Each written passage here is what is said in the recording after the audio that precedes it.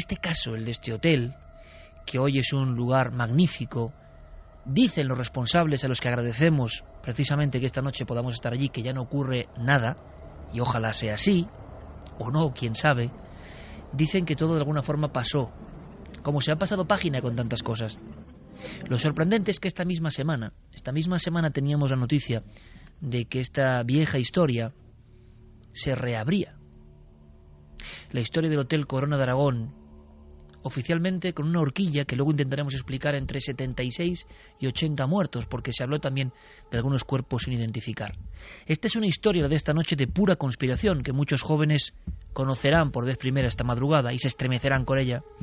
Y también es una historia de misterio, porque, resumiendo, después de aquel incidente, algunas personas, leyenda urbana o no, quiero que lo descubréis con nosotros, aseguran que en sus habitaciones ocurren ciertas cosas. Y los testimonios además se han centrado en algunas de estas habitaciones en concreto. Es más, ha habido investigadores españoles que incluso, en un alarde de valentía, creyendo además que, por ejemplo, en una en concreto pasan muchas cosas, muchos sucesos, durmió allí una noche de aniversario, porque esto ocurrió entre el 11 y el 12 de julio, o al amanecer del 12 de julio de 1979. Fue una tragedia como nunca se había vivido en España hasta el 11M. Una tragedia con imágenes imborrables, con fotografías dignas de estar en la historia oscura de nuestro país, por desgracia. Esa misma mañana, la cadena SER, en Zaragoza, empezaba sus especiales informativos de esta forma. 71 muertos y 47 heridos, algunos de suma gravedad, es el resultado provisional de la mayor tragedia de los últimos tiempos ocurrida en Zaragoza, al provocarse un pavoroso incendio en el Hotel Corona de Aragón, establecimiento de 5 estrellas con capacidad para 300 plazas, entre los que se encontraba el nieto del anterior jefe del Estado, Cristóbal Martínez Bordiú Franco. Esta era la razón por la cual entre los ocupantes del hotel se encontrara también doña Carmen Polo, viuda de Franco, los marqueses de Villaverde y 2 de sus hijos más pequeños. Igualmente se hospedaban familias de militares que tenían algún hijo en el primer centro castrense de Zaragoza.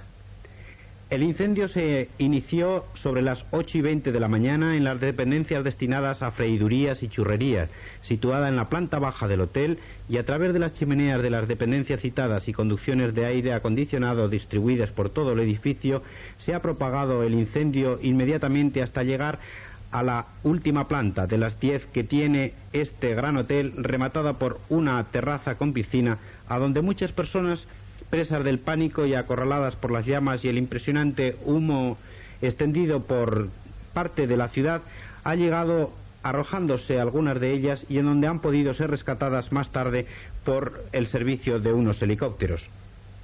Los clientes del hotel, en una buena parte, han escapado como han podido.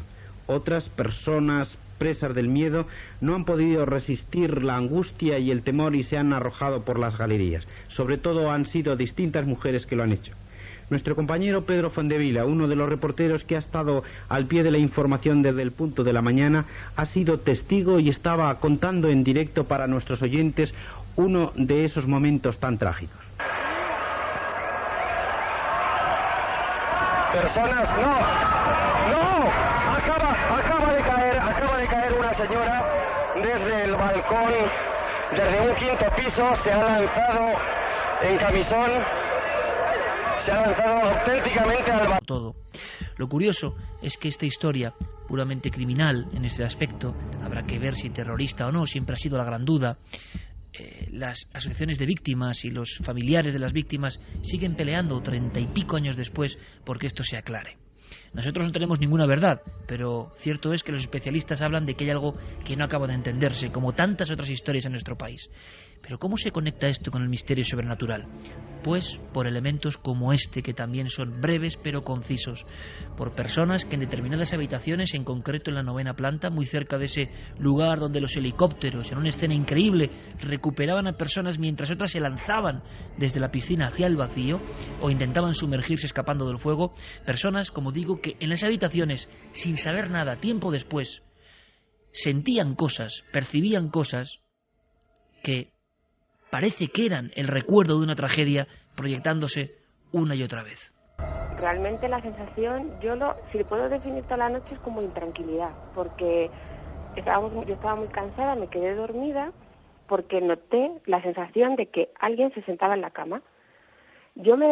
Tampoco lo comenté todo esto con Marijose al día siguiente, porque yo creo que ni abrí los ojos. Noté la sensación de que alguien se sentaba encima de la cama porque noté que tiraban de la sábana. Me quedé quieta sin moverme y estuve esperando un buen rato hasta que, más que nada, para ver si volvía a sentir esa sensación, ¿sabes? Para que se me pasara un poco también la intranquilidad. Como vi que no pasaba nada, yo creo que ya también me quedé dormida. Y yo no sé, porque las horas y eso no sé muy bien cuándo pasó, pero sé que una vez que me quedé dormida, yo estaba de lado y sí que noté como que alguien me daba un toque en el hombro. Abrí los ojos y ya pensé, bueno, esto no me lo puedo estar tampoco imaginando, porque en realidad era como si me hubieran dado un toquecito. Me quedé también, yo creo que con los ojos cerrados, quieta, sin moverme todo ese rato, hasta que noté que ya esa sensación desaparecía. Y sí que me volví otra vez a dormir. Y lo que recuerdo es que empecé a escuchar como pisadas por el pasillo. O sea, yo oía como carreras. Y ves que además duraba muchísimo, era como gente que iba corriendo y ese ruido no paraba en ningún momento. Y ya sí que empecé a pensar que me parecía raro, porque ya me desperté más, intenté poner el oído porque decir, bueno, en algún momento tengo que escuchar voces, la gente que se despide o puertas, la gente que entra en su habitación. Y que llegó un momento que pensé, que lo que me parecía raro era escuchar las pisadas y no escuchar nada más, no escuchar ni voces, ni otro tipo de ruidos. Hemos podido contactar con muchos testigos. Esta noche queremos volver a hacerlo a través de las vías de contacto milenio3 con número@cadenaser.com, y por supuesto Guillermo León tiene ya todo previsto, incluso habrá fotografías y material de nuestro equipo en vivo allí, a través de Nave del Misterio en Facebook, Twitter y Google+. Allí vuestras preguntas, Fermín Agustín, nuestro compañero, irá recogiendo todo lo que nos digáis, en el sentido de, ¿recordáis aquel lugar? ¿Hay testigos todavía? ¿Personas que estuvieron esa noche de autos, del 11 al 12 de julio de 1979? O más aún, años después, ¿habéis estado en ese lugar, en ese corazón de Zaragoza, y habéis sentido este tipo de cosas? Queremos armar un buen dossier, saber qué pasa, si es todo fruto de la leyenda, del contagio, de la fuerza de un hecho tan dramático que no se marcha, o si realmente hay una verdad. Verdad como la que, por ejemplo, María José Pagador nos comentaba también en esa misma habitación, en esa misma 9ª planta. Yo me desperté como con mucho picor de garganta, tosiendo, me lloraban los ojos como asfixiada. Como a las 3:30 de la mañana ya empezamos a notar como que en los pies de la cama había algo. O sea, tú estirabas los pies y notabas como algo que había en la cama, como si se sentaran o te tiraran de la sábana. Es que era algo raro. Era la sensación como si alguien no te dejara dormir profundamente, como si alguien no quisiera que tú te quedaras dormida. Por la mañana, cuando nos levantamos, la puerta del baño la habíamos dejado cerrada, y cuando entré yo en el baño, el olor, la llamé porque olía a una mezcla ceniza, algo que se había quemado, no te lo sé explicar muy bien. Pero el baño no olía a gel, que era lo último que habíamos hecho por la noche en el baño, que había sido ducharnos. Era un olor a quemado, vamos. Carmen Porter y Javier Pérez Campos, a estas horas, a las 2 menos cuarto, en la 510 del Corona de Aragón. Carmen, Javier, buenas noches. Buenas madrugadas, Iker. Hola, Iker, buenas noches. El sonido llega perfecto, impresiona una vez más la cadena SER, pues haciendo sencillo lo que no es nada fácil. Con Yerey Martínez aquí, el maestro en los mandos técnicos, en los sonidos. Hoy es muy importante. Agradecemos que todo fluya para estar en ese hotel. Yo no sé qué se siente, porque la última noticia que me comentaba incluso Fermín Agustín casi a la carrera, antes de empezar, la última noticia que tenía de vosotros, que lleváis todo el día ahí, es que habéis hecho una serie de grabaciones de audio. No está siendo fácil la compresión del audio para emitirlo, y que os habéis llevado alguna sorpresa. ¿Nos podéis contar? Pues sí, que hemos dejado esta tarde en la habitación varios dispositivos, 2 cámaras de vídeo grabando en todo momento, 2 grabadoras digitales, una la que está en el iPad y otra grabadora de Javier. Las hemos dejado en la habitación, hemos cerrado esta, que hay que decir que todo el hotel está completamente insonorizado, las habitaciones. Nos hemos ido durante más de 45 minutos, hemos abandonado incluso el pasillo donde está la habitación 510, hemos bajado hasta recepción y allí hemos estado esperando para dar un tiempo a ver si se grababan esas voces que normalmente pues en los lugares que están supuestamente encantados aparecen. Luego hemos empezado a revisar la grabación del iPad, de mi mini iPad, y hemos encontrado que hay algunos ruidos extraños.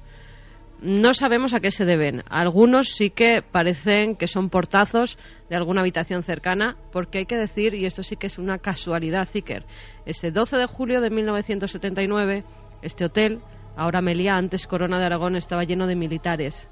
Hoy estamos rodeados de militares. El hotel está lleno de esas personas, en este caso americanos. Los hemos visto incluso con el uniforme y nos ha sorprendido la visión. La sincronicidad, ¿no? Totalmente, totalmente. Pero ha habido algo que os ha extrañado, según me comentabais. Sí, nos ha extrañado porque parece que se oye una especie de explosión en algún momento y también una serie de voces muy bajitas que se cuelan por el momento solo en este dispositivo. No hemos tenido tiempo de revisar todavía las grabaciones de las cámaras para comprobar si es algo que también se ha grabado a nivel visual. Con lo cual, Iker, tendremos que hacer, después de esta emisión, mucho trabajo de análisis para ver en qué formatos hemos podido grabar esas voces, esos susurros que se escuchan, incluso una especie de que nos ha helado la sangre. Sí, porque sé que os ha impresionado y que no es normal, y además que siempre se hace una primera batida esperando que no ocurra nada. Vamos a ver si a lo largo de la noche podemos, Fermín, Agustí, compañero, de alguna forma, Geray, todos unidos, poder sacar de nuestro sonido, que es muy difícil hacerlo de una forma óptima por las diferentes, digamos, formas de compresión del sonido. Intentará, y hacerlo en tiempo real. Pablo, nuestro técnico aquí, Iker, sacar ese audio para que lo podáis escuchar a lo largo de la noche. Perfecto. Una cosa más, antes de que Santi y Javier nos cuenten un poco, nos abran el libro de esta historia, ¿no? Y por qué sigue siendo un misterio hoy. Pero para tener todos los puntos y todos los miembros de este equipo en acción, Javier Pérez Campos, compañero, ¿por qué la 510? Bueno, pues es algo que preguntábamos precisamente ayer en una reunión que manteníamos con el director del hotel, a quien agradecemos además especialmente esa apertura de puertas, ¿no? Esa forma de, permitirnos entrar e investigar en esta habitación 510. Luis Sánchez, nuestro agradecimiento desde luego, porque además nos ha confesado ser un seguidor del programa. Pues precisamente hablando con él, yo le hacía esa misma pregunta, ¿no? ¿Por qué la 510 y no cualquier otra? Y él decía que no sabía muy bien por qué, pero parece ser que esta es la habitación en la que a mediados de los años 80 se aloja un grupo de azafatas de la compañía aérea Aviaco. Ese grupo de azafatas son las que de alguna forma dan la voz de alarma. Ellas esa noche son testigo de esos pasos que se escuchan cuando no hay nadie en el pasillo, de esos olores como a ceniza, como a quemado, y de esas experiencias que de repente ocurrían en mitad de la noche sin explicación alguna. Así que de alguna forma hay muchísimos testimonios. Ahora comentaremos incluso algunas cosas, porque en Internet hay testimonios de antiguos trabajadores del hotel que decían cosas como que, por ejemplo, esta habitación en la que estamos ahora mismo era una habitación que no se entregaba, que se procuraba no entregar a los clientes, a no ser que estos lo pidieran expresamente o el hotel estuviera completamente vacío. Luego vamos a hacer una descripción exactamente en la siguiente conexión de cómo es esa habitación. Parece que Luis Sánchez y otros trabajadores de ese hotel, como Carlos Burgués, nos han comentado, y luego escucharemos a alguno de ellos, que en los últimos tiempos no tienen conciencia ni noción, que sí creen que hay un proceso de leyenda urbana. Nos da la impresión de que esto es que va más atrás en el tiempo. Precisamente una de las azafatas de Aviaco comentó la presencia de una figura, y la descripción era tremenda, de un hombre que en mitad de la noche observaba, ella se despertaba. Lo hemos escuchado antes en otros testimonios, personas que repentinamente se despiertan. Hablamos de 5 años después del accidente o del incendio, del atentado, y describe esta mujer la presencia de una figura con cara sufriente, cara de dolor, y que está intentando como abrir la ventana, está levantado, está como con un pijama, es como alguien sorprendido por la tragedia, mira a la azafata que está aterrorizado en su cama, ve muy bien el rostro, y parece que algo le está descomponiendo, que algo le está afectando, y esa aparición, esa lo que sea, esa imaginación, esa alucinación, si el público prefiere llamarlo así, es un hombre que intenta bracear, pues agarrándose a algunos barrotes o intentando abrir esas ventanas sin conseguirlo. Luego contaremos lo que sabemos de esos casos y nos haréis una descripción concreta de la 510. Esto es noticia porque se reabre el caso del incendio. La cadena SER en Zaragoza, en una mínima cápsula, nos dejaba historias humanas como esta. Fue una de esas personas que tuvieron la serenidad suficiente como para anudar sábanas y descolgarse. ¿Desde qué piso, señor Campa? Pues estaba en el tercer piso, que representa un quinto piso, y entonces, pues, aunque la habitación mía da a la parte de atrás, me he tenido que usar las sábanas de mi cama, las sábanas de la cama de al lado, que era una habitación de 2 camas, anudarlas, atar la punta a la mesa de la televisión y descolgarme hasta donde llegaban las sábanas y luego saltar. ¿Cómo ha tenido esa serenidad? Pues francamente por cuestión de miedo, porque al abrir la puerta de la habitación el humo me ha echado para atrás y en vista de que no podía salir por la puerta me he asomado por la ventana y he visto que no tenía otra alternativa más que bajarme por la ventana. ¿Usted cómo se enteró del incendio? ¿Cómo se despertó? ¿Estaba despierto ya? No, estaba en la ducha y empecé a ver humo salir por la parrilla del aire acondicionado. En un principio se temió la posibilidad de un atentado, dadas las fechas, acontecimientos militares que se estaban produciendo en Zaragoza y dadas también las características personales de algunos de los clientes del hotel. Pero más tarde se desechó tal posibilidad incluso por el propio gobernador civil en rueda de prensa con los medios informativos que descartaba totalmente tal presupuesto. No obstante, en honor a la verdad hemos de indicar que ciertas personas desaprensivas se han dedicado a lo largo de la mañana a hacer llamadas anónimas a distintos centros hoteleros, entidades bancarias, delegación de Hacienda, etcétera, anunciando la colocación de artefactos explosivos que afortunadamente no se han producido. Y en esta misma línea hemos de indicar que una llamada telefónica que se ha producido en Radio Zaragoza a las 5:03 de la tarde anunciaba, aunque sin poderlo confirmar de manera oficial por nuestra parte y por conferencia, anunciaba que la paternidad de este suceso correspondía a una organización terrorista. ¿Qué pasó en Zaragoza entre el 11 y el 12 de julio de 1979? Pues fue un nudo de historias humanas marcadas por la tragedia que vamos a intentar desmadejar. ¿Por qué, Javier, hablamos de esto esta semana cuando esto es un clásico que ya hemos tratado? Sobre todo porque en el 2009, justo 30 años después de ese incendio, repito, con entre 76, a ver por qué esa horquilla, y 80 víctimas, porque parece que hay cuerpos que todavía no está claro qué pasó con ellos. ¿Por qué hablamos de eso? ¿Qué ha cambiado? Bueno, ha cambiado que en estos días la Audiencia Nacional, a través del juez Fernando Andreu, ha decidido reabrir el caso. Y esto es realmente insólito porque esa misma Audiencia Nacional en 1980 ya dictó un auto en el que se manifestaba que no había sido un suceso terrorista y que por lo tanto no era competente en esta cuestión, sino que se trataba de un accidente. Ahora lo que ha ocurrido es que en 2009, como tú muy bien apuntabas, el Tribunal Supremo reconoció a una de las víctimas mortales de aquel incidente, a María Concepción García Llorente, y le dieron entonces la medalla a su familia de la Gran Cruz Real, de la Real Orden del Mérito Civil. A partir de aquella concesión de la medalla se abre un campo porque en aquel informe se decían cosas sorprendentes. En aquel informe de 2009 se llegó a afirmar que el incendio se había desatado a partir de 3 focos simultáneos. Que es la gran novedad, ¿no? Exacto, es la gran novedad. Y que incluso se había detectado, en fin, había información para sostenerlo, la presencia de napalm, es decir, que fue un incendio evidentemente no casual, no accidental, no provocado por la churrera que era la fuente original y, en fin, un poco la explicación oficial, sino que se había tratado de algo muy organizado. Y ahora, en 2013, este juez... la semana pasada, Javier. Exacto, la semana pasada. Tomando como referencia esa información de 2009, ha decidido reabrir el caso en la Audiencia Nacional y se acaba de sumar a la acusación popular la Asociación de Víctimas del Terrorismo, porque entienden que se debe reabrir este asunto, se deben reconsiderar, en fin, lo que ocurrió y las circunstancias de las víctimas, que deben ser consideradas ya víctimas del terrorismo. Y esto es muy curioso porque el juez lo primero que ha hecho ha sido reclamar a la policía si ETA reivindicó el incendio. Le está pidiendo la información de la reivindicación de la banda terrorista, si la hubo, a distintos medios de comunicación, a distintos interlocutores de este asunto. E incluso ha reclamado las copias de la información de los diarios Heraldo y Sud en Francia, donde se publicaron este tipo de reivindicaciones. Porque oficialmente, este atentado, oficialmente podemos decir, ha quedado en el limbo.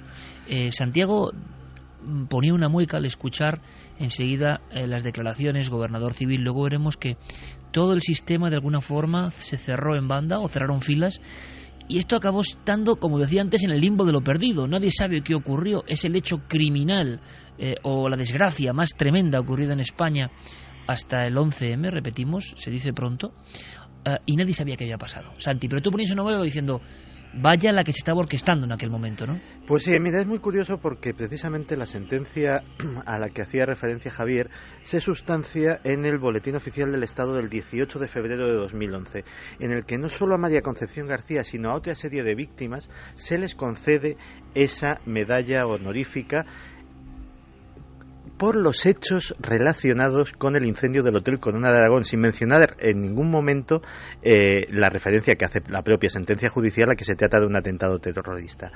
Pues bien, en ese mismo boletín oficial, en esa misma página, se le da también una medalla precisamente a Francisco Laína García, el que era el gobernador civil en aquella ocasión. Gobernador civil que en el mundo de los periodistas veteranos de Zaragoza de aquella época, pues se hablaba en petit comité de que ese mismo día, aparte de reunirlos a todos inmediatamente en una sala para decir, bueno, sabemos que ya ha sido por causas naturales, etcétera, etcétera, fue también haciendo llamadas particulares a redacciones de varios medios para decir que en vías de evitar el alarmismo y males mayores que hay que ponerse, lógicamente, en las circunstancias de la época.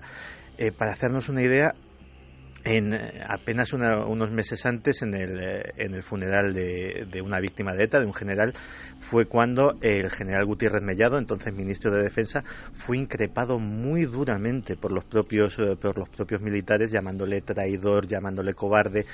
Estamos, Santi, en la época más dura casi de la transición o del proceso inicial de la democracia, y por eso este atentado siempre tendrá, y luego vamos a escuchar voces a ese nivel, diferentes posibles autorías si es que es un atentado, y algunas realmente fantásticas en lo extraño, ¿no? Hay un dato importante, ha dicho Javier Sierra Napalm, y quizá no todos estemos familiarizados con el término, sí que nos suena a Vietnam, pero en el fondo es acelerador de ese fuego, es decir, que en diferentes zonas del hotel había trazas de un elemento que había acelerado la combustión, el fuego, la tragedia, pero luego no se aclaró quién estaba detrás. Y hay un abanico que habla, por supuesto, de ETA, la principal organización terrorista de aquella época, el FRAP, mucho más desconocida, dice Santi con un gesto hay que descartarlo, luego hablaremos. Estaba desmantelada en aquella época. Y también se habla de la propia ultraderecha del momento, que quería motivar una reacción de inmediatez y de venganza incluso en los militares. Es increíble porque son, si os dais cuenta, amigos, teorías de la conspiración, certeras o no, que encajan como un guante con lo que se ha dicho, por ejemplo, del 11S, es decir, un autoatentado para reaccionar. Todo eso se va gestando en un edificio tremendo en el centro de Zaragoza. Un edificio que tenía capacidad para 300 plazas. Por desgracia había familias y muchos niños también, aparte de militares. Para ellos nuestro recuerdo. Y yo no sé cómo será, para hacernos una idea, una fotografía. Nuestros compañeros en Zaragoza están ahí, Carmen. ¿Cómo será, cómo es, cómo se siente uno en esa habitación que quizá a nivel de hotel, y mira que tenemos historias de hoteles, si nos da tiempo esta noche igual podemos hablar del extraño incendio de los almacenes Arias, aunque no es un hotel, es una historia con edificio anterior y con tragedia, o el último incendio con misterio en España, donde dicen, por cierto, que en el mismo lugar, hoy ocupado por un gran centro comercial, siguen pasando algunas cosas que no entendemos muy bien. A mí me lo han confesado trabajadores de allí. El Windsor, ¿os acordáis? Es decir, incendio de gran estructura, misterio, historia y conspiración van dados de la mano. Pero esa habitación 510, donde la azafata de Aviaco denuncia de alguna forma una visión tan clara, una figura tan clara de alguien que parece que está reviviendo la escena de aquella noche de julio del 79, ¿cómo es hoy? Carmen, ¿cómo es hoy? Pues mira, Iker, según entras por la puerta tienes una especie de pasillo justo a la izquierda que da el baño. Si está cerrada la puerta tiene 6 cristaleras y debajo el resto es de madera. Abres esa puerta y hay una estancia. Escuchamos unas voces ahora de fondo que no Sí, es nuestro técnico que se está comunicando con Madrid. Vamos a ver si ahora mismo. Perfecto. Tenía algunos problemas para pasar los audios. Es que yo no hay problema, estamos trabajando, estamos casi siendo invitados indiscretos a una investigación más profunda. Entonces cualquier sonido, cualquier cosa, lo vamos explicando en vivo, no pasa nada y es la fuerza de la radio en directo. Además, pero aquí es que yo estaba oyendo... Que es un susurro, que se están metiendo voces. Claro, es que hay una voz metálica de fondo, ¿no? Perfecto, cuéntanos, Carmen.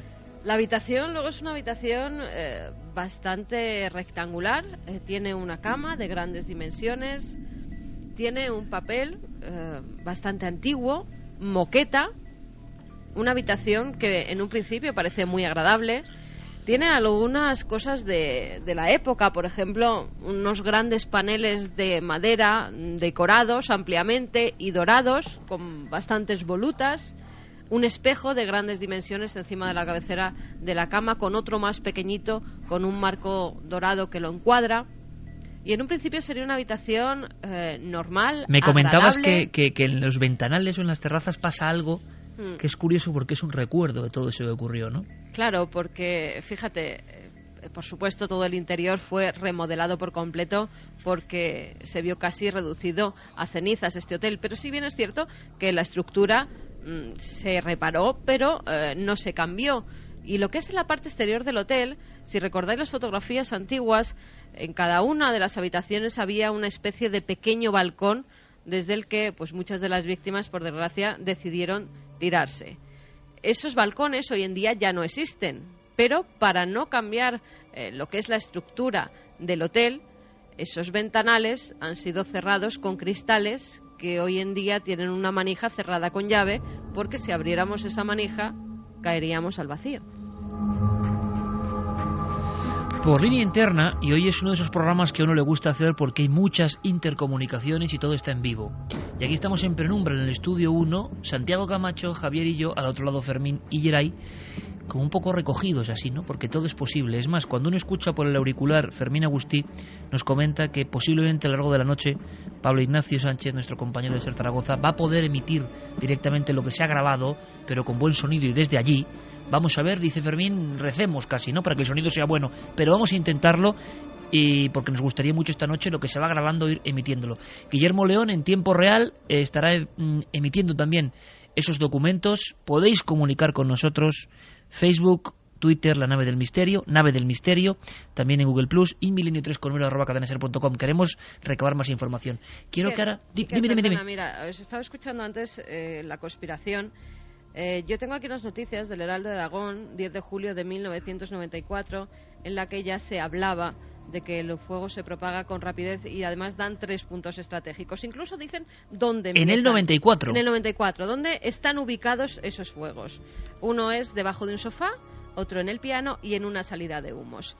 En Napal, de nuevo vuelve a surgir esa palabra y además saben cómo está puesto y de qué manera lo han hecho. Dice que cada artefacto estaba compuesto por una botella en la cual se introduce gasolina... ¿Has dicho artefacto? Artefacto. Así es como lo pone en el Heraldo de Aragón ese 10 de julio de 1994. Dice que estaba compuesto por una botella en la cual se introduce gasolina que se gelatiniza, se le introducen también nitrato amónico y se le aporta magnesio, lo que se conoce como napalm a 4%.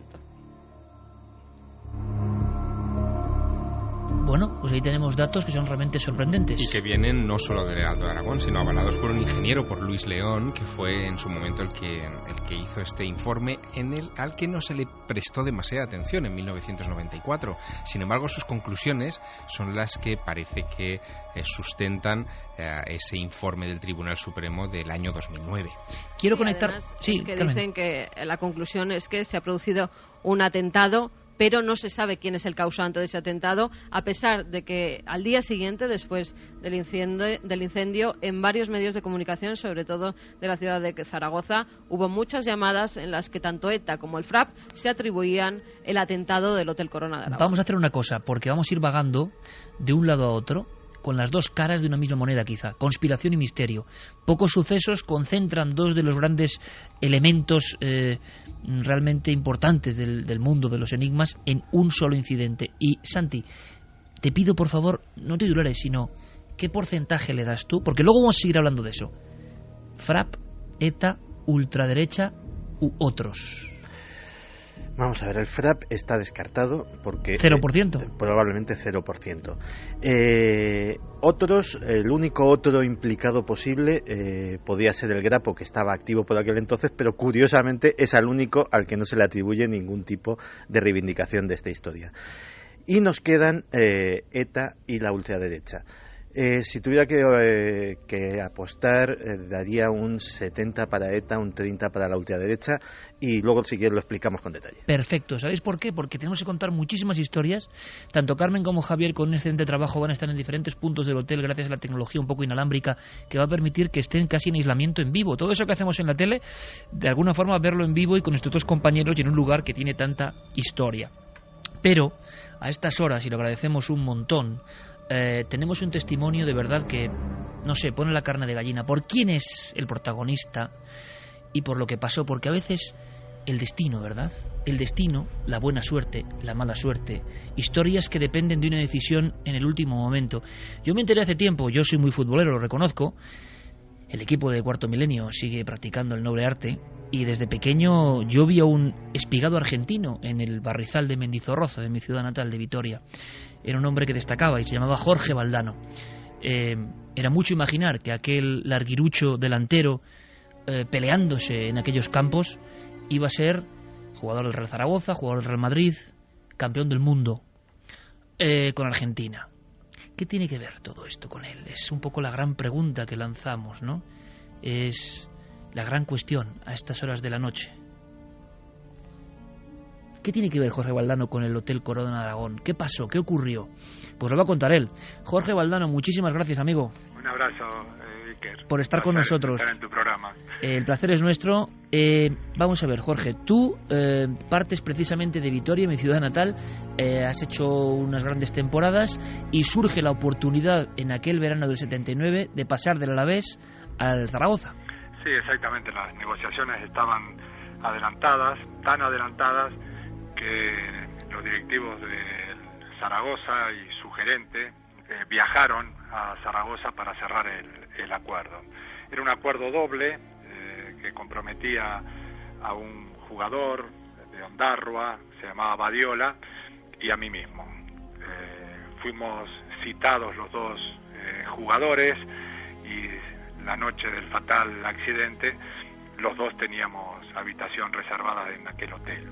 Yo en ese momento tenía diferencias con la directiva y para demostrar mi rebeldía decidí viajar a la mañana siguiente.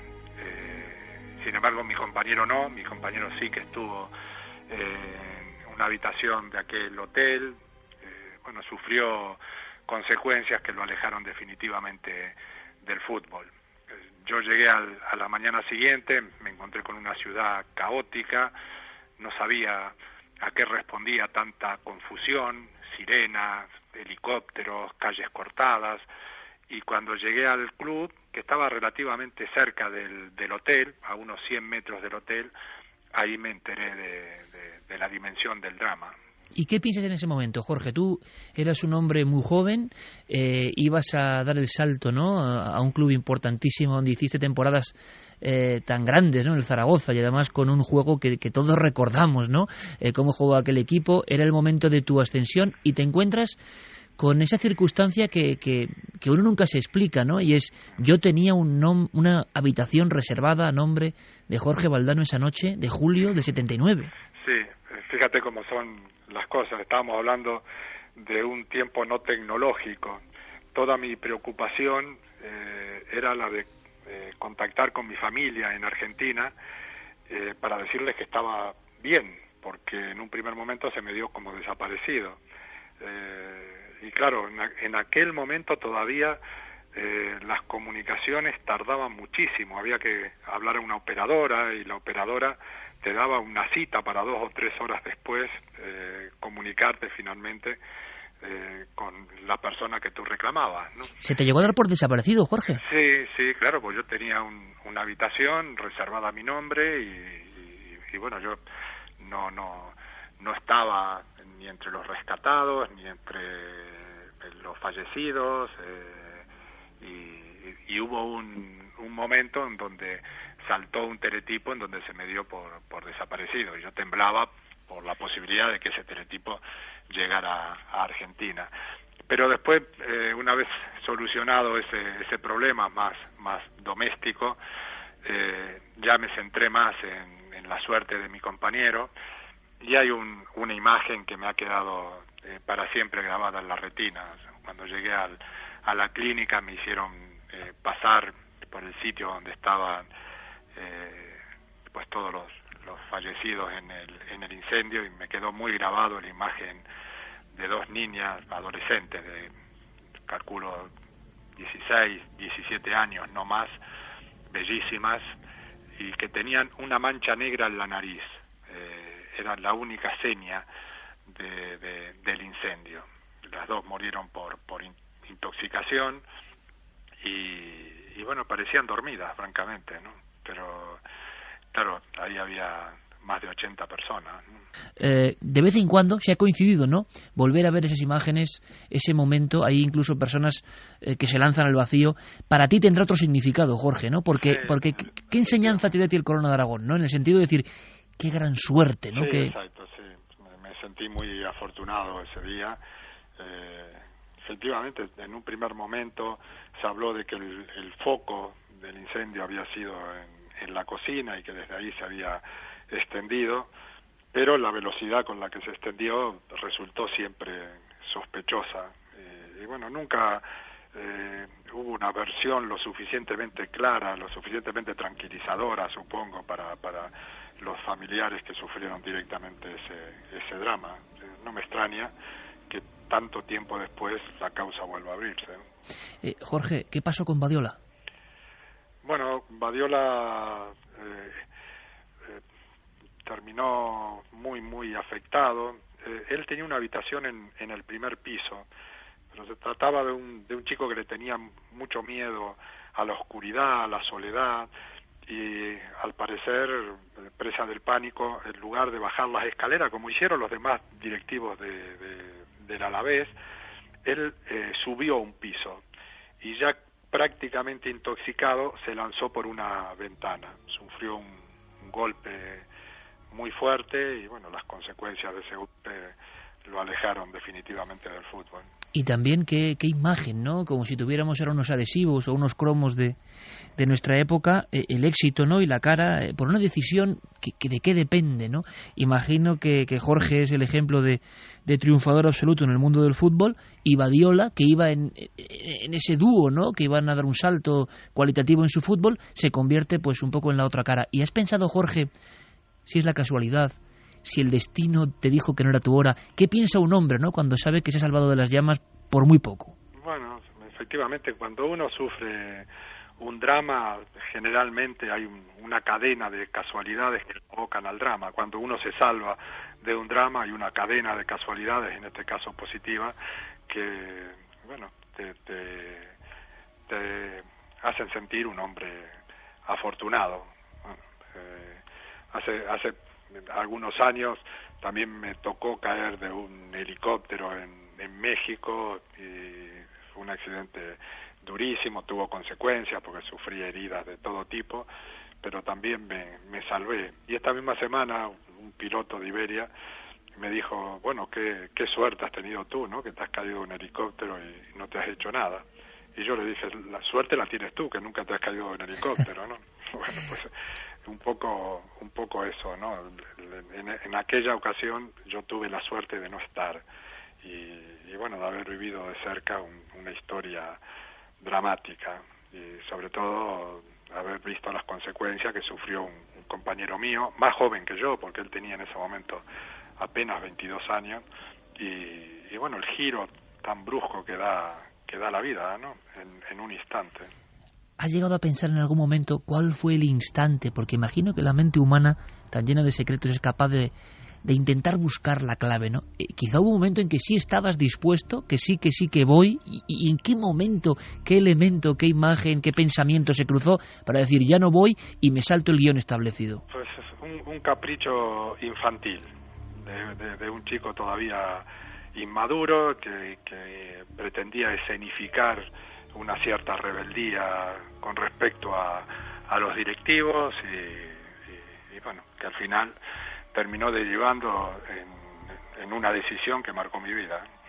Jorge Valdano, campeón del mundo de fútbol y campeón como comunicador, eso está clarísimo. Jorge, muchísimas gracias, amigo. Un abrazo muy fuerte. Un abrazo, gracias.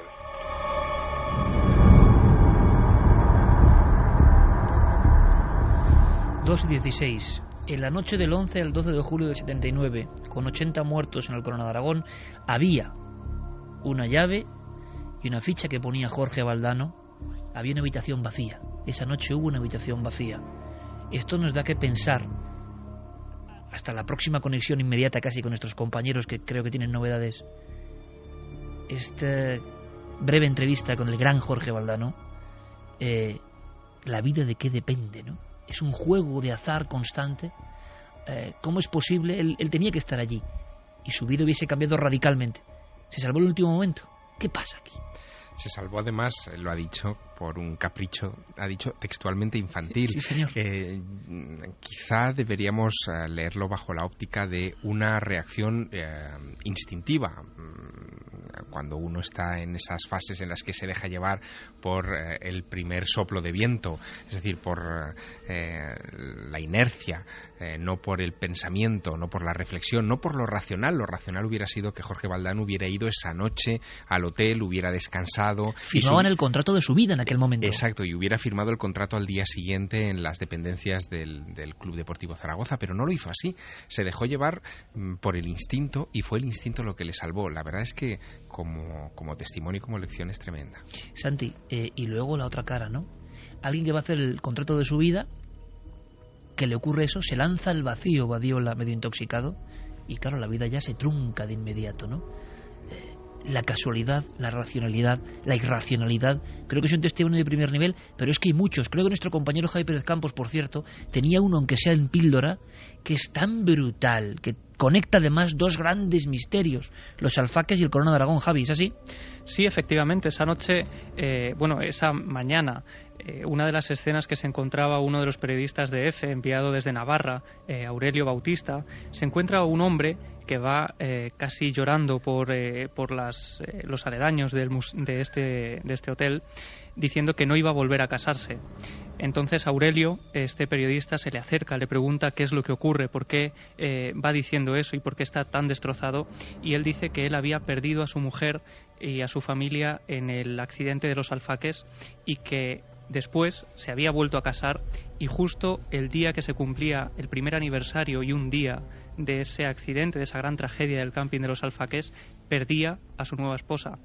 Y es que esa noche, Iker, hubo muchísimo espacio... Su esposa quemada, como si hubiese salvado el fuego en una primera ocasión y volvía otra vez a... Una vez más, el fuego truncaba su matrimonio.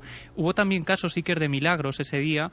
Por ejemplo, una mujer que decía que había salido esa mañana temprano para ir a ver a la Virgen del Pilar, y cuando regresaba al hotel se encontró con esa escena. Y es por eso por lo que se salva.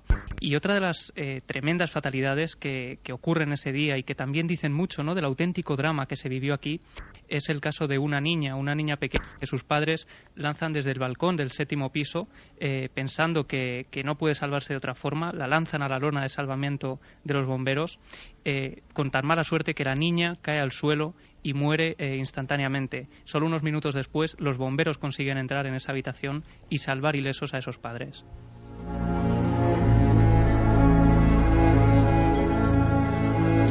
Claro, esto nos reconecta directamente con el misterio, tragedia y realidad de la vida, ¿no? Que pensamos que siempre está ahí permanentemente y tiene escenas que hay personas que han vivido, y quizá esta noche hay personas que han vivido esto. Lo hacemos con todo el respeto, precisamente porque creemos que muchas de esas víctimas seguramente merecen otra consideración, porque hubo quizá una trama detrás de toda esta historia. Y yo espero que no les siente mal que indaguemos en un clásico de los misterios españoles, porque son muchos los testigos que hablan de misterio. Estamos oyendo un sonido que está entrecortando la información, pero espero que nos respete. Creo que tenemos, Carmen, la posibilidad, vamos a ver si es posible, ojalá, valga la redundancia, de escuchar esas grabaciones. Sé que no será fácil porque hemos hecho varios intentos, pero ¿se puede hacer algo en este momento, Carmen? Sí, creo que ya estamos en disposición de escuchar una de ellas. Vamos a ver si... Bajamos la música, Yeray, aquí en el estudio central de la cadena SER. Sí, para que llegue sobre todo el sonido perfectamente. Vale, ¿puedes orientarnos, Carmen, a hacernos? Porque aquí sí que es necesario, no para condicionar a nadie, sino porque son tantos los procesos que si no va a ser imposible. Más o menos radiografiarnos qué es lo que se oye. Nosotros no llegamos a entender ninguna palabra. Ya te digo que ha sido todo investigación en vivo. Estamos casi en directo, Iker, sacando los audios, y creo que se han grabado muchas más cosas. Pero como te decía... En ese periodo, en esa primera grabación, parece que se han grabado más cosas. En esa primera grabación, ya sabes que las psicofonías hay que hacerlas en espacios muy cortitos de tiempo. Pero en este caso hemos decidido cerrar la habitación, dejarla aislada e incluso salirnos nosotros para que no hubiera ninguna intromisión que pudiéramos hacer incluso de nuestras respiraciones, nuestros pasos. Con lo cual se han quedado, además, perfectamente aisladas tanto las cámaras como las grabadoras. Y en alguna de ellas, como te decía, en mi iPad en concreto, se han introducido una serie de sonidos a los que no logramos dar una explicación. Es lo que vamos a escuchar, ¿no? Eso es. Venga. Este es el primer sonido que vamos a escuchar.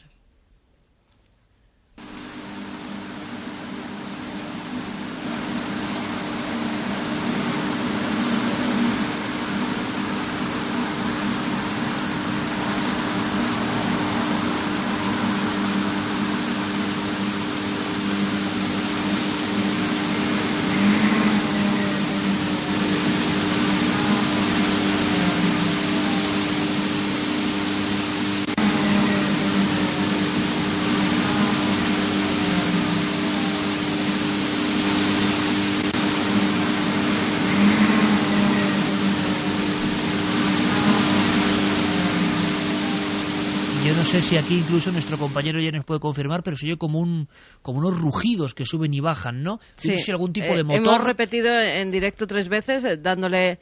No, es que no hay, si fueran motores... Hay mucho ruido de fondo, es la pena. Claro, hay mucho ruido de fondo, por eso te digo que hay que limpiar estas psicofonías. Pero para que podamos... ¿Lo escucháis bien? Casi al final de la grabación aparece un...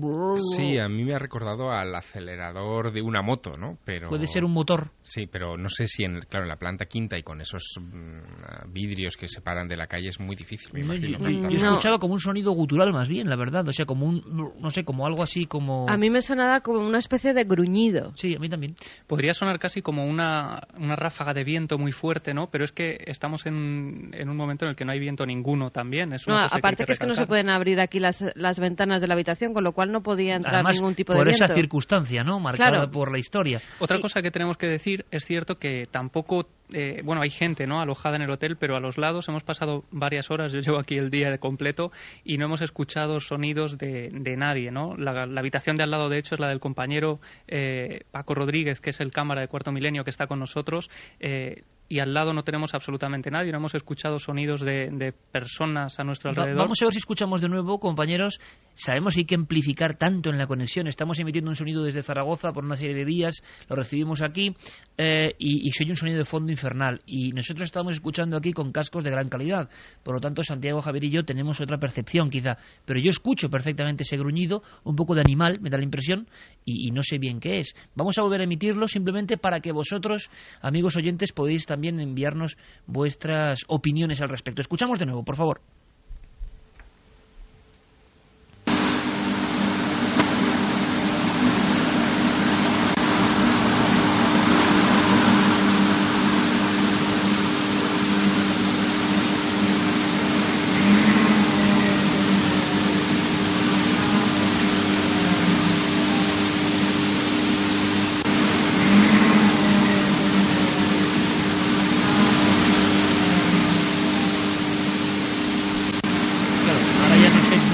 sonido muy tremendo o es un motor o qué? Mira, ¿qué es? por Twitter están diciendo que parece, y eso nos ha parecido también nosotros en un primer momento, una sirena antigua de ambulancia o de bomberos. A nosotros en un primer momento yo te digo que nos ha parecido algo que nos recordaba por lo menos a eso. ¿Y por qué dices que hay más novedades? Sí, tenemos más grabaciones que se han obtenido en ese iPad de Carmen. Tenemos 2 más que nos han resultado por lo menos interesantes y que si quieres podemos escuchar. Bueno, ¿están ya disponibles incluso? Sí, las tenemos aquí ahora mismo. ¿Y podéis contarnos, podéis adelantarnos algo? Pues... Mejor adelantarnos porque si no va a ser imposible, ¿no?, centrarnos en esta cantidad de sonidos. Esta es una especie de voz que parece que dice algo así como ¡ay! A ver.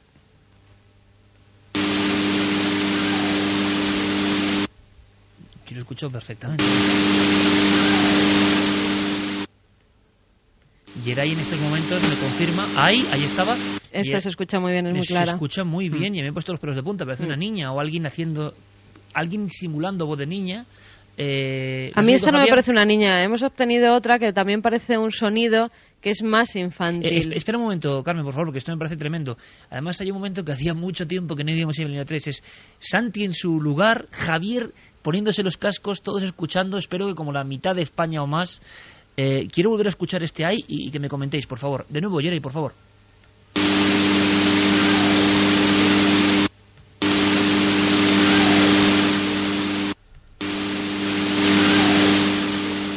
A mí esta me ha parecido clarísima, sí. Javier.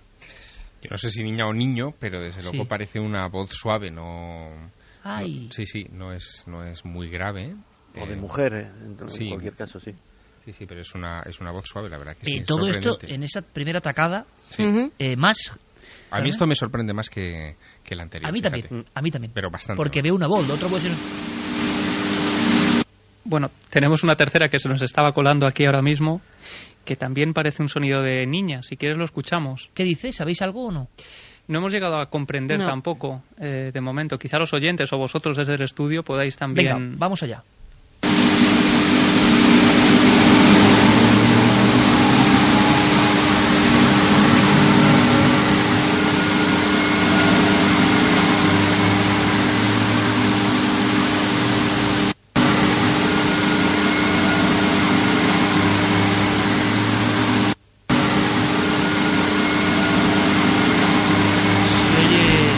Sonido como metálico, pero más de fondo. Yo lo digo menos clara que las otras y además con un nivel de ruido muy alto, es muy difícil, muy complicado. Claro, pero la segunda por eso digo que habría que limpiar estas intrusiones porque sí que se oye. Mira, a mí esa de voz de niña me parecía como una y como antes, pero como si se fuera alejando, como si alguien estuviera cayendo por el vacío y el eco fuera haciendo que se va precipitando y se va perdiendo la voz de la niña. ¿Dónde estaba la grabadora en ese momento? Pues mira, la hemos dejado encima de la cama, precisamente para que no tuviera ruido ni por debajo ni por encima, para que estuviera lo más aislada posible. Bueno, pues seguimos en contacto y luego lo que haremos será recorrer algunas de las zonas importantes del hotel. Tenemos una noche intensa. Fíjate, estaremos con alguna experiencia de aislamiento también. En esta quinta planta, cuando poníais las voces de Radio Zaragoza al principio, diciendo en directo cómo se lanzaba una persona al vacío, yo casi ponía cara a esa persona, y más estando en la quinta planta. Se llamaba Carmen Pallaruelo. Decían que iba en camisón, pero realmente lo que llevaba era una bata de trabajo. Tenía 54 años, una cara redondeada, una señora que estaba bien peinada, que estaba haciendo sus labores cuando se vio cercada por el fuego. Incapaz de bajar por las escaleras o de encontrar una salida de emergencia, decidió coger una de esas habitaciones, salir a su terraza y lanzarse al vacío. Fue una de las 3 personas del personal del Corona de Aragón que murió.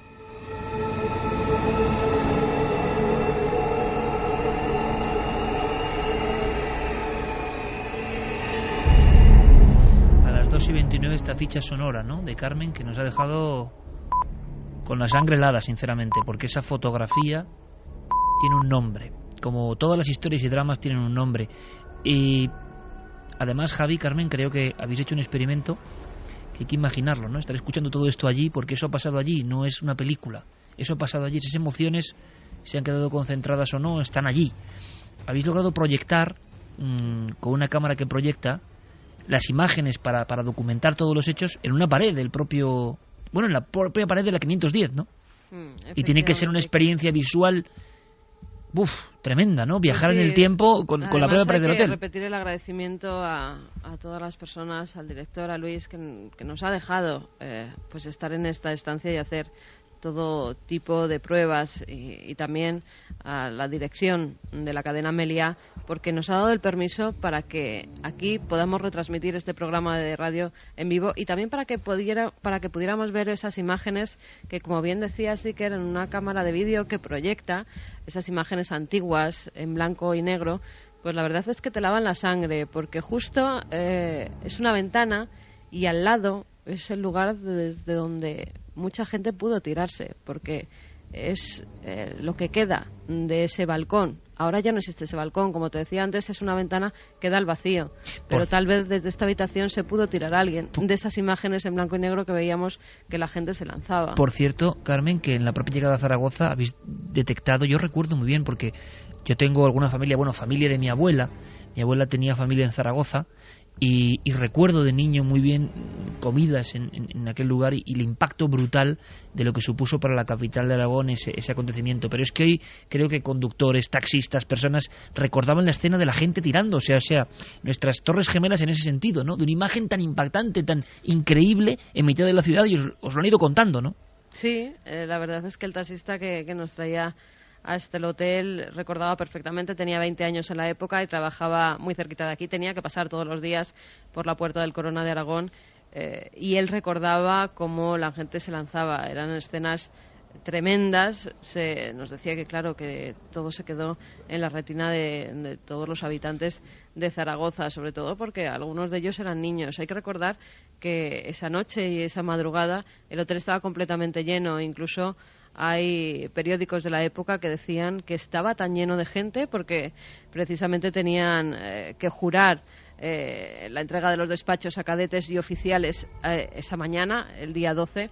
Estaba tan lleno de gente que algunos durmieron en los sofás del vestíbulo, con lo cual no se sabe muy bien cuál fue el número verdadero de muertos. También porque esos militares, fíjate, eso nos lo decía personas muy ligadas al mundo militar y que conocen los entresijos. Nos decían que muchas veces iban con nombres falsos o con identidades que no podían publicarse o dejarse reflejadas en los datos del hotel, con lo cual algunos de esas personas que se contabilizaban o bien no estaban o bien sus nombres no eran los verdaderos. Hay que recordar que también estaba la viuda de Franco, que estaba su hija, que estaban sus nietos, que el marqués de Villaverde tuvo que saltar desde el segundo piso donde estaba pernoctando por uno de esos balcones y que gracias a que era un buen atleta pues no sufrió graves consecuencias, que gracias también a uno de los escoltas de Carmen Polo se pudo poner una escala para que los bomberos empezaran a bajar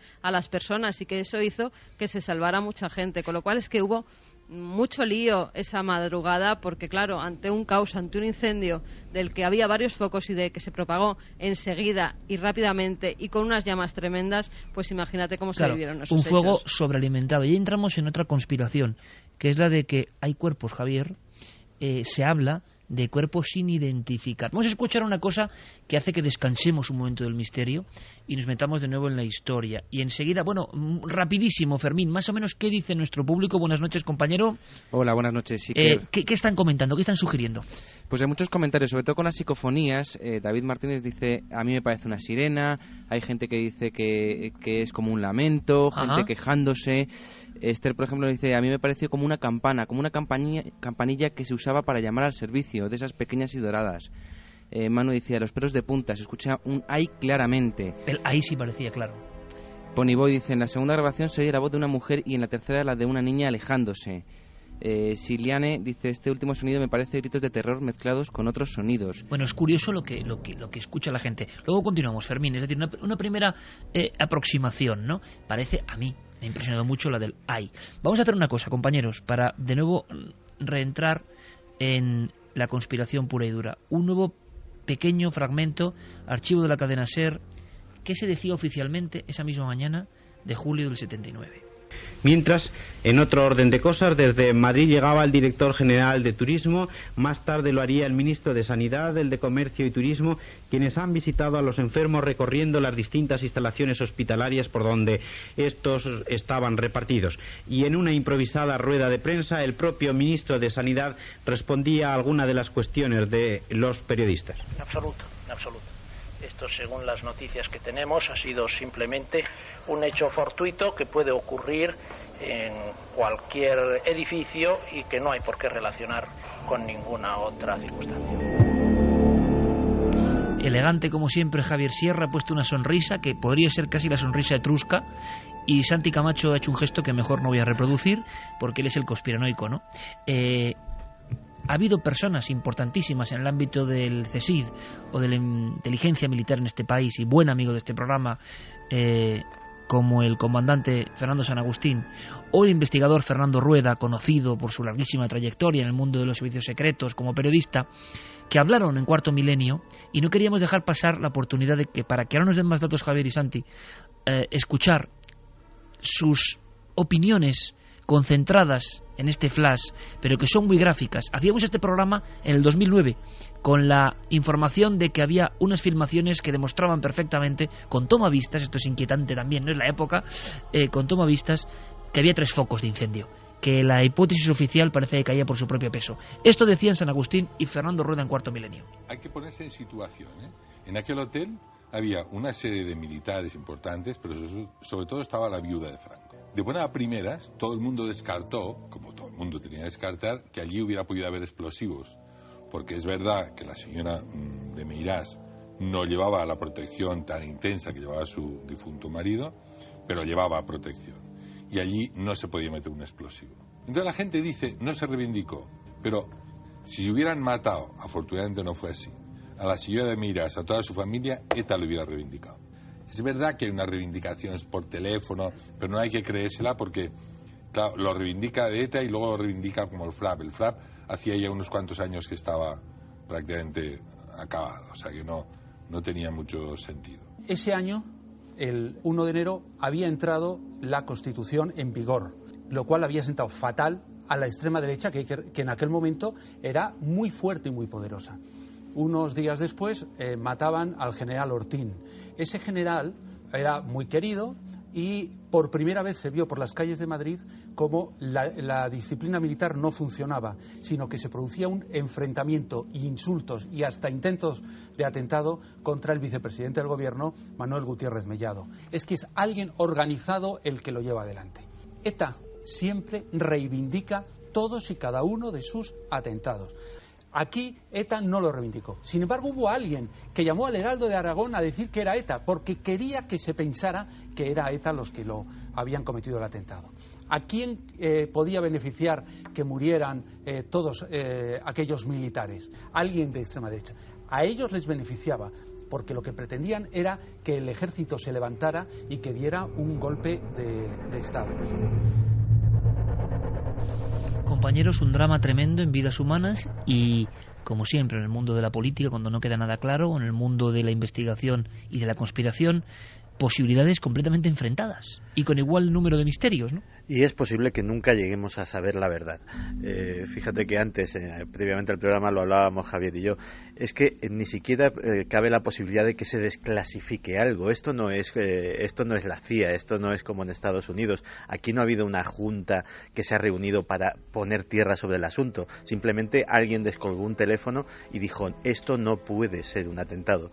Pero desde luego lo fue, y no solamente por lo que dice el Tribunal Supremo, es que desde las primeras instancias, concretamente el juez se llamaba Santiago López Legasa, que fue el primer juez de instrucción civil por la causa simplemente de un incendio, se inhibió del caso para pasarlo a la jurisdicción penal porque él ya mismo vio indicios más que suficientes de que aquello había sido un sabotaje, de que aquello había sido un atentado, y sin embargo efectivamente desde lo que son las instancias gubernamentales, gobiernos de UCD, del PSOE, del PP, han negado sistemáticamente la posibilidad de que esto fuera un atentado.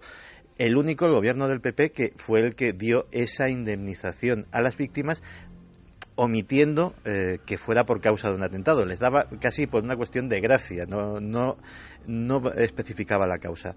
Pero la verdad es que para las dos opciones, digamos la que defendía nuestro compañero Fernando Rueda y la que defendía el comandante San Agustín, hay argumentos. Por ejemplo, yo he oído a muchos expertos decir que ETA no tenía ese modus operandi, que ETA jamás había empleado napalm, y se olvidan de que eso no es cierto. El peor atentado reconocido como tal hasta los atentados del 11M, que fue el del centro comercial Hipercor, fue con napalm. El artefacto explosivo llevaba adosado un bidón de 200 litros de líquido inflamable mezclado con escamas de jabón y pegamento que formaban un pirogel, que formaban un napalm de fabricación casera y con el que se pretendía no solamente hacer el mayor daño posible a las víctimas, sino provocar una reacción en cadena de incendios en los otros coches que había en el aparcamiento. De hecho, el humo denso, el humo negro, ese que impedía respirar, impedía ver... Ese que algunos testigos dicen sentir o recordar tantos años después, ¿no? Pues es exactamente el mismo que vemos salir de las bocas del aparcamiento de Hipercor en las imágenes de la época. Por otro lado, tampoco es cierto que... Claro, pero hay una cosa que no se entiende muy bien, Javier, yo creo, Santi, que es ¿y por qué no lo reivindica ETA cuando ha reivindicado todos eso los iba atentados, yo precisamente, ¿no? ahora. Es que tampoco es cierto que las llamadas al Heraldo de Aragón o las llamadas a los medios locales de Zaragoza fueran las únicas que hubo con reivindicación de ETA. Hubo una llamada a Radio Bayona, una llamada a la que se le dio muy poquita publicidad y que coincide precisamente, esto sí, con el modus operandi de reivindicación de la banda armada de la época, que era precisamente reivindicar los atentados a través de medios de comunicación del País Vasco francés. Esa llamada siempre se queda al margen, digámoslo así, de todas las versiones oficiales, siempre no se recoge, pero esa llamada existe y esa llamada se... Lo que pasa es que ETA como organización terrorista en su época nunca lo ha reconocido tampoco, ¿no? Una llamada simplemente anónima vale para... ¿Así se reconoce simplemente? No sé. Me parece que por eso hay ese limbo, ¿no? Porque si no, no hubieran tenido problema tampoco en decirlo. Y luego está la contrateoría, que también es curiosa, de fijaos bien, un autoatentado, están diciendo en el fondo, para enervar a la cúpula militar que se reúne allí. Algunos miembros de ultraderecha engañan con la posibilidad de ETA, pues para incendiar, nunca mejor dicho, los ánimos, ¿no? En cualquier caso, la explicación oficial de la época, la que apareció en los recortes de prensa que cualquiera puede consultar en estas fechas en la hemeroteca, se aceptó de manera bastante natural por las circunstancias que estaba atravesando este país, que creo que a veces olvidamos, ¿no? Tú piensas que un año exacto antes fue el accidente de los Alfaques, el 11 de julio del 78. Es el mismo día. Fueron 243 muertos, es decir, que la cifra es muy, muy notable. Pero es que un año antes de los Alfaques, el 27 de marzo del 77, se produjo el accidente de los Rodeos. 583 personas fallecen. Éramos un país acostumbrado, entre comillas, a la tragedia. Es que 77, 78 y 79 son 3 años en los que las portadas de los periódicos de este país están llenos con una cantidad de dramas que son difícilmente... Los años de plomo. Exacto, son difícilmente asumibles en nuestra perspectiva actual. Y yo creo, Javier, esto es muy interesante y haces muy bien este clip periodístico, muy difícil de imaginar para mucha gente joven que ahora nos escucha. ¿Cómo eran esos años, no? Muy difícil de imaginar. No había las medidas de seguridad que hay ahora, por ejemplo, en los hoteles, que se implementan a raíz de este tipo de incidentes. Los servicios de emergencia funcionaban de otra manera.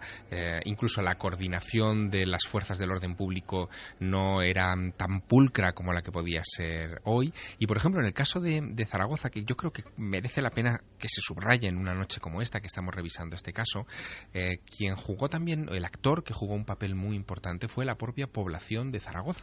Es decir, se volcó directamente en el rescate de las víctimas. Estaban recibiendo casi algunos de los que se tiraban desde las ventanas, intentaban amortiguar el golpe con sábanas, con cualquier tipo de elementos, en grupos de gente en civiles, es decir, venidos espontáneamente de las casas de al lado, para tratar de ayudar a aquella gente. Y esto es también en parte porque no había un protocolo de actuación como los que hoy conocemos. Se ven las imágenes, Javier, en las fotografías. decías, media Zaragoza frente a la gran torre del hotel. Yo creo que es una herida en el inconsciente colectivo de esa ciudad, como todo gran drama, ¿no? Pero que viene acompañado de una serie de imágenes tremendas. Y quería preguntaros por una que a mí me sorprende. Sé que en su día Carmen investigó sobre este tema y que el comandante San Agustín nos dio una respuesta pues enigmática, ¿no? Como él suele hacer, el que sabe tanto de estos asuntos y que había estado precisamente en el Corona de Aragón no mucho tiempo antes.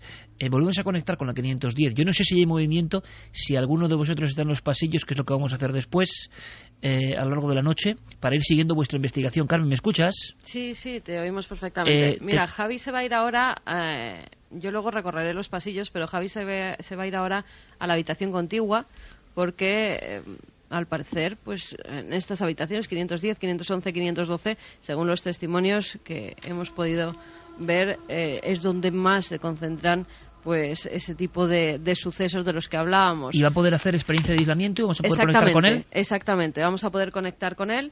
Él se va a ir solo, va a llevar un micrófono inalámbrico y va a poner también, por lo que pueda pasar, una cámara que grabará en Night Shot, y durante unos minutos vamos a hacer un aislamiento que durará lo que vosotros queráis. Perfecto. Cuando esté allí, si queréis, conectamos con él de nuevo para que os pueda escuchar ya perfectamente. Perfecto. Porque lo estamos organizando ahora todo. No os preocupéis que luego conectaremos en diferentes ocasiones porque hay varias cosas que hacer, pero una de ellas es saber algo más. Y tú recuerdas esta investigación, aparece como desmembrada entre las diferentes fuentes periodísticas. Aún hoy la cifra de víctimas bascula entre 76 y 80 y no se entiende muy bien. En cierto momento se publica que hay tres cuerpos que no han podido ser identificados o que portaban DNI falso. ¿Recuerdas esta escena, no, Carmen? Sí, la recuerdo perfectamente. Pero fíjate, como os decía antes, esos 3 DNIs puede que fueran falsos porque había militares, escoltas o miembros de servicio de inteligencia, imaginamos o también. Miembros de servicio de inteligencia que, claro, no podían dar su DNI verdadero, claro. Y como nos confirmaban desde servicios de inteligencia, gente muy cercana a ellos, solían alojarse en los hoteles con DNIs falsos, con lo cual no se sabe muy bien si esas personas perecieron. ¿Y qué habrá sido de esos cuerpos? No sé. Claro, es que no coinciden, por eso siempre las cifras varían, por eso nunca se ha llegado a dar el número exacto de las muertes que hubo en el Corona de Aragón. Que me parece otro de los grandes misterios de los que nunca se habla de esta historia. Sí, fíjate, hablabas antes de misterios y de lo que pasaba en estas habitaciones. Se dice que precisamente en la 510 ocurren fenómenos un tanto extraños y que yo en otros hoteles, pues en los que hubo incendios, por ejemplo, en el de San Sebastián, y en esos testimonios no los había oído. En este caso decían que las manijas de las puertas, a veces cuando las tocaban, estaban quemando, estaban ardiendo. Nosotros hemos probado con todas porque es cierto que son de metal. Hemos probado continuamente abrir y cerrar la puerta para ver si en algún caso de tanta fricción podía llegar a quemar. Y hemos visto que en ninguno de esos casos ocurre. Hay varios testigos y lo vamos a comentar porque incluso hemos dramatizado algunos de los hechos y es verdad que algunos comentan esta circunstancia. Santi quiere añadir algo sobre los cuerpos. Sí, de hecho tendríamos que también que retrotraernos a las circunstancias de la época. Ya se habían desmantelado varios golpes de Estado, había una unidad secreta antigolpe dentro del propio ejército, entrenada y dispuesta a enfrentarse a sus compañeros militares en caso de que se produjese un golpe de Estado. Y el CSID estaría precisamente en ese hotel donde se reunían altos mandos militares, la viuda de Franco, gente que podía haber estado envuelta en alguna de esas intentonas, podía haber mandado de incógnito 1, 2, 3 agentes, incluso haber plantado escuchas en habitaciones con el fin de enterarse de algo. Es decir, no sería tan extraño. 2 años después de estos acontecimientos, compañeros, llega el síndrome de la colza. Estamos en una época tremenda, yo creo que termina en el 81, y estamos viendo cómo se resuelven algunas cosas y no nos extraña que tanto tiempo después se reabran, porque no hace falta ser el más inteligente del universo para entender que en esos años de plomo, de los que se ha escrito mucho a nivel político, pero poco a nivel, decimos, de inconsciente colectivo, ¿no? De lo que supone para una población, para una comunidad, hechos que son como un shock tremendo, ¿no? Que cambian las cosas. Se ha escrito poco en torno a los secretos reales que hay de fondo, pero nos damos cuenta de que por la vía rápida se resolvían las historias. Por eso, por ejemplo, cuando hay un misterio tipo Belmez, no nos tiene que extrañar nada que se pegue el carpetazo tras los 2 segundos, porque era el modus operandi made in Spain. O sea, seguro que en otros países también, pero aquí estábamos muy acostumbrados. Sobre esas trazas que en el lugar donde están Javier y Carmen esta noche en comunicación permanente tienen que estar todavía. Puede haber marcas, quién sabe, ¿no? Hay puntos concretos donde eso surgió. Es la voz de Javier Pérez Campos, que estará, imagino...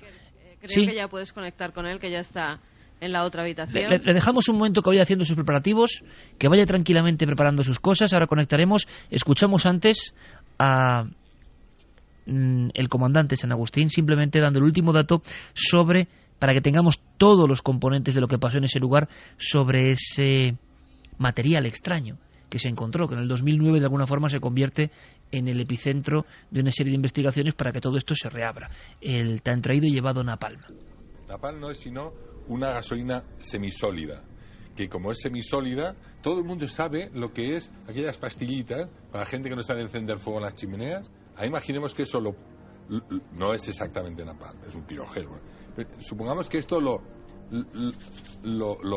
molemos, lo transformamos en polvo, que lo teñimos de verde o de rojo o de negro, que se puede hacer, y lo sembramos. Ahí hemos tenido una fuente de ignición brutal con mucho calor. El foco detrás del sofá viene de la cocina, porque por detrás pasa una...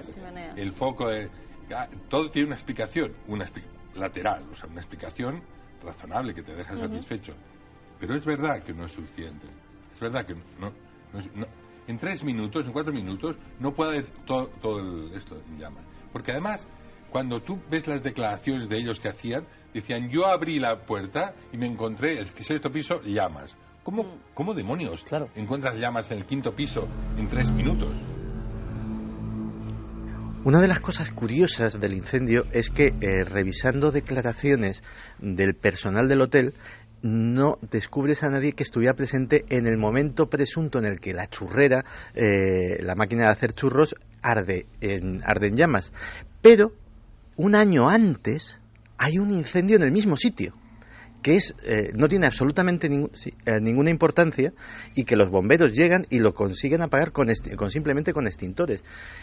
La diferencia entre el incendio de un año antes y el incendio de un año después es tremenda. De hecho, una de las cosas que los bomberos nunca han sido muy amigos de la teoría de conspiración, los bomberos de Zaragoza, pero una de las cosas que les sorprende es el inmenso poder calorífico de aquellas llamas, que llegan a superar los 1000 grados en algunos sitios, a retorcer barandillas de escaleras de metal, a fundirlas, y que hacía falta efectivamente un poder calorífico muy grande. La churrera, que es la acusada de este incendio pavoroso, según algunas fuentes de aquellos días, no estaba ni siquiera en el hotel. Había sufrido una avería, estábamos en pleno verano y se había enviado a Barcelona para ser reparada. Es decir, que esto tendería todavía más a confundir, la hipótesis que estamos barajando oficial. Vamos a hacer una cosa, porque es importante. Hay una dualidad en todo esto. Quiero escuchar a Luis Sánchez, el director del hotel, que tan amablemente nos ha dejado hacer esta conexión, y quiero hacerlo en contraposición a otros testimonios que luego seguiremos escuchando. Hay muchos investigadores y testigos que hablan de casos, como hemos ido viendo y escuchando, mejor dicho, esta misma noche, que perciben sensaciones. Hay más, pero ¿qué dicen oficialmente hoy en este hotel? Es importante saberlo también. Escuchamos a Luis Sánchez, director hoy del antiguo Corona de Aragón y Meliá Zaragoza, y creen que la tranquilidad ha llegado, cosas que, si es así, nos alegra. Habrá que ver qué están pasando con estas grabaciones y qué pasa esta noche, pero es muy importante dar todos los datos de lo que piensan también hoy las personas que llevan, ¿no?, ese negocio, ese hotel emblemático de Zaragoza. Luis Sánchez nos contaba muchas cosas, entre ellas esta es su opinión. Sabe que hay una leyenda urbana, pero lo considera leyenda urbana. No lo tengo muy claro, no sé muy bien qué comentaron, pero sí, como te informas un poco de lo que oyen, de que si la televisión se enciende a mitad de la noche, de que si el teléfono suena, de que si hay ruidos, de que si suena la ventana, pero yo creo que si te pones a leerlo, yo creo que son más tópicos que otra cosa. Nunca, además, mira, yo llevo aquí en Zaragoza 4 años y dirigiendo este hotel, voy a hacer 1 año ahora, y jamás he escuchado ningún comentario de ningún cliente, nada en absoluto. En absoluto, y además, te puedo decir que es una de nuestras mejores habitaciones, es una Junior Suite, y se ocupa asiduamente. O sea, no es de esas habitaciones que digas, no ocupo, en 3 meses no la ocupo. No, es una habitación que se ocupa a la semana 1 o 2 veces. Pues dicho y anotado queda, porque para la dirección del Corona de Aragón hoy, o del antiguo Corona de Aragón, no pasan estas cosas. Ahora, ellos también están, imagino que deseosos de saber por qué una leyenda urbana, si es un mito moderno, nace en su hotel, tiene que ver con la tragedia o no, y se reproduce con una fuerza tremenda incluso en las redes sociales hasta hoy mismo. Luego continuaremos viendo más escenas, más testimonios y más investigación en vivo. Pero si os parece, terminamos esta primera parte del dossier con testimonios, con cuestiones, con preguntas a través de las vías de contacto. Fermín. Pues Rubén Martínez Campos nos dice: este verano mi pareja y yo nos hospedamos en la habitación 510 sabiendo la leyenda de este sitio. Fueron 2 noches y puedo deciros que la sugestión fue muy impresionante. Por suerte, por desgracia, no pasó nada extraño. Eso sí, la entrada en la habitación fue de película. Yo cerré la puerta sin meter la tarjeta para que se encendieran las luces. El grito de los dos fue de terror. Nos costó mucho dormir esa noche, pero lo logramos. Pero esto es muy interesante. ¿Por qué, Javier? Porque alguien que va incluso con la sugestión tiene la gallardía de contarnos, y es lo bonito y lo serio, que no pasó nada. Es decir, que a veces solo la sugestión no genera los fenómenos, ¿no? Desde luego, la sugestión no basta, pero fíjate, yo llevo toda la noche dándole vueltas, y va a ser un pequeño apunte en este fragmento de los oyentes, llevo dándole vueltas a otra cosa que sucede a pocos kilómetros del hotel, que es Belchite, que en el fondo también es otra impregnación, otra supuesta impregnación, otra cinta donde se repiten ruidos, historias, etcétera, y que tiene mucho que ver con lo que estamos hablando. Y con tragedia. Y con tragedia, sí, sin duda. Seguro que el paralelismo tiene algo más que la casualidad, seguro. Darvos nos decía: algunos conocidos míos aseguran que se escuchan pasos en los pasillos y al salir no había nada de nada. Además nos comentaba también en otro tuit que en la discoteca del hotel la sal de la descalificadora se volvía negra sin explicación alguna. Hemos hablado con Carlos Burgués, responsable de esa discoteca del Corona de Aragón en su día, y nos ha explicado que había una serie de fenómenos, pero creen que perfectamente explicables, ¿no? Ahora, la leyenda y el mito ha perseguido fuertemente cualquier acontecimiento anómalo en el hotel, claro. También Silvia nos comentaba: he estado 1000 veces en la cafetería del hotel y paso a diario por la puerta, pero vamos, ni muerta me quedo a dormir una noche en el hotel. Sergio dice... Bueno, habrá que decir que hay mucha gente, cierto es, este es un debate que hemos tenido en la redacción, que lo que querrá es ir al hotel de inmediato mañana mismo, ¿no? Bueno, pues ahí está también la doble cara que tiene la sociedad respecto a estos temas. Mucha gente comentaba la foto de la gente arrojándose al vacío. Por ejemplo, Sergio dice: no olvidaré nunca la foto de aquellos balcones arrojando personas a la muerte. Esa foto aún grita en muchos oídos. Martín Copede dice: cuando alguien se salva de lo que sea, se siente como elegido o afortunado y busca la manera de ayudar a los demás y contribuir. Mario Leonardo decía: ETA o quien fuera provocando una masacre de víctimas que no tenían la culpa de nada, y estoy convencido que puede haber fenómenos de algún tipo. Todo ese sufrimiento, como en muchos casos, se queda en el ambiente. Llámalo sugestión o como se quiera, pero hay algo raro. Decía Javier Sierra que la sugestión no vale. Nosotros continuaremos también con otros contenidos y permanentemente pegados a ese viejo hotel Corona de Aragón, hoy Meliá Zaragoza, donde ocurrió, ¿no?, el incendio con mayor número de víctimas en nuestro país, y que sigue siendo un misterio sin resolver. Las personas siguen asegurando que ocurren muchísimas cosas, y hemos dejado claro que hay una conspiración grande, o por lo menos hay teorías que no acaban de cerrar la historia, no es un caso cerrado, y que la noticia era cómo la audiencia reabre la historia del Corona de Aragón, porque desde luego tiene misterios que siguen sin resolver. Como siempre ha sido un placer, Santiago Camacho, compañero. Mañana nos vemos, Mañana nos vemos sin duda alguna. Mañana sí. Yo me quedo aquí, estaré muy atento a lo que hacen nuestros compañeros y os informaremos puntualmente. Pero descanso merecido, y sobre todo Javier, que sigue con su gira, y yo no sé cómo aguanta el hombre. Este tour es más que el Tour de Francia, el de Javier con el Maestro del Prado. Te mereces un descanso, compañero. Bueno, menos mal que está la Semana Santa y aquí descansamos. Gracias. Gracias, Javier, como siempre, compañero. Y nosotros ahora os dejamos con las noticias. Fue noticia, hemos escuchado esas grabaciones tremendas de Ser Zaragoza 1979.